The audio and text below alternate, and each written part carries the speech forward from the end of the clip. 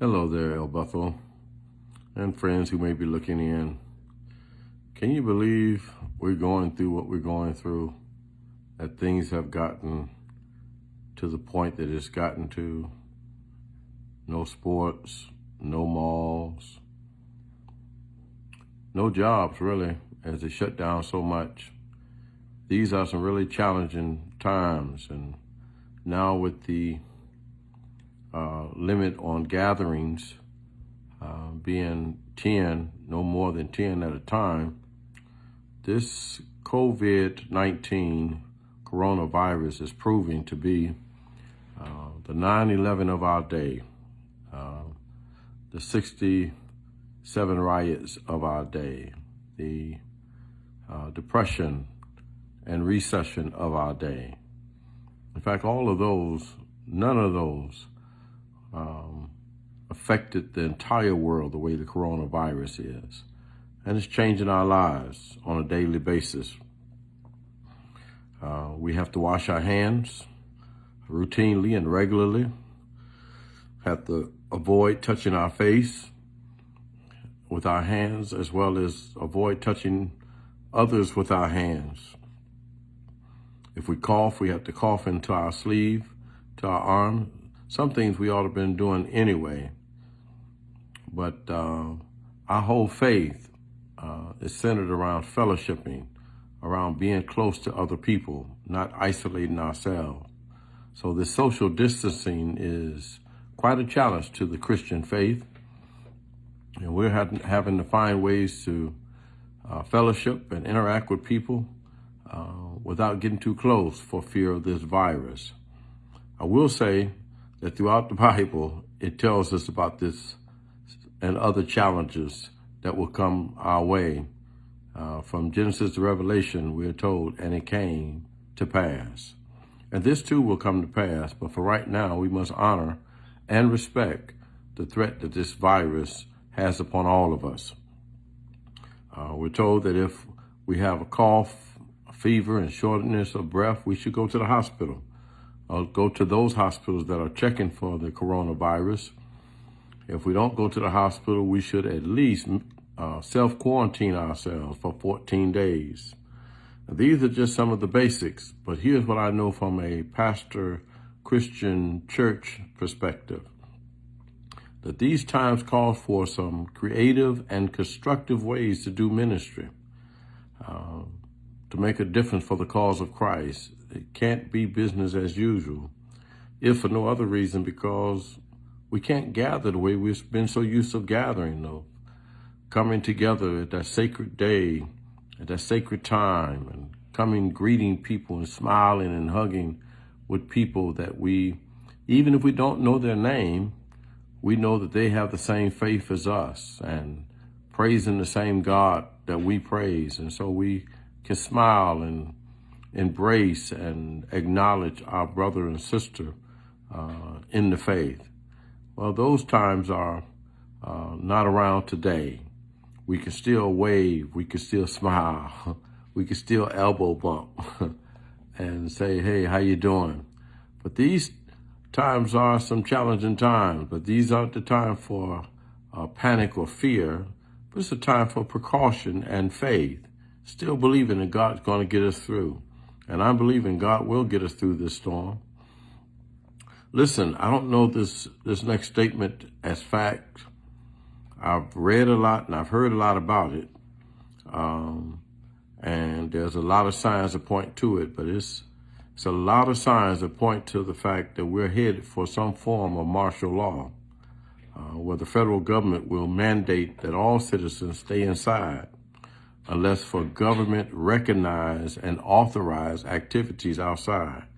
Whereas they may allow us to go get gas, they may allow us to go to the supermarket, we may be allowed to do certain things, but we could be on lockdown for sure. Again, I don't know that to be for certain, but as I like to say, Stevie Wonder could see some things, and the way the dominoes are falling, that looks like that's where we're headed. So act accordingly. I pray you have the resources that you need stored up to make it through a few days, if not a few weeks. If not, I pray that you have a few friends stored up, people that you have been friendly to. Bible says if you want friends, you must be friendly. That you have some people, some friends stored up who can help you get through tough times. If not, then that's what people of faith are here for. So as a result of this COVID-19 coronavirus, we are now suspending all ministry meetings, all choir rehearsals, all special events, all church outings until further notice. Our Bible study and our worship service will be broadcast either by stream or post on our Facebook page and or our website. I will do my best to remain in contact with you, to assist you in any urgent needs or information that needs to be passed along. We have a different telephone call line where you can reach us if something needs or requires immediate attention or information needs to be passed on. That number is area code 248-703-9100. Again, it's 248-703-9100. Also want you to know about our Sunday morning worship presentation. Until further notice, every Sunday morning at 9 a.m., we will post or stream on our Facebook page and our website our worship service for that Sunday, that week, complete with songs and sermon, ministry highlights, information that's pertinent to the church growth and continued life. On Wednesdays, we will stream or post our Bible class lesson on Wednesday at noon. So you can look for it at noon on Wednesday, 9 a.m. on Sunday for worship, noon Bible class on Wednesday. We are indeed living in some challenging, but I like to think exciting times, really. Because one, I believe God made us for this. Surprise and stun and shock for us, but no surprise for God. I think God was preparing us for such a time as this. All of the changes and challenges we've gone through in the past was to prepare you and me to do ministry different in 2020. So here we are, as we go forth with work and worship and word, trying to make life easier for those who are finding life harder in these times and wondering how they're going to make it. I think that's the time for the church to shine.